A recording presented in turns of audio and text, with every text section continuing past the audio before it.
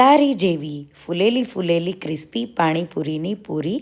જો તમારી પૂરી પોચી થઈ જતી હોય અને ફૂલતી ન હોય તો આ રીતે ટ્રાય કરજો. સૌથી પહેલાં એક બોલમાં 1 કપ ઝીણો રવો, અડધો કપ ઘઉંનો લોટ અને 1 ચપટી ખાવાના સોડા ઉમેરી બધું એકદમ સારી રીતે મિક્સ કરી અડધો કપ જેટલું પાણી ઉમેરી સોફ્ટ એવો લોટ આવો બાંધીશું. તો થોડો સ્ટીફ રહેશે, એને આપણે એરટાઈટ ડબ્બામાં કવર કરી 20 મિનિટ જેવો રેસ્ટ થવા દઈશું. તો લોટ થોડો વધારે સ્ટીફ થશે.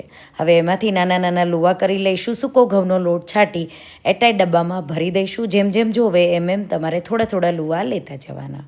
બધા લુવા રેડી થઈ જાય એટલે ભીના નેપકિન પર તમારે પૂરીઓ આ રીતે સૂકો ઘઉંનો લોટ છાંટી મીડિયમ આવી વણી લેવાની અને પછી એને બીજા નેપકિનથી ઢાંકવાનું. આ રીતે બધી પૂરીઓ આપણે વણી લઈશું.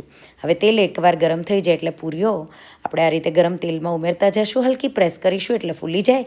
ગોલ્ડન થાય બે સાઈડથી ક્રિસ્પી એટલે બહાર કાઢી લઈશું. તો તૈયાર છે.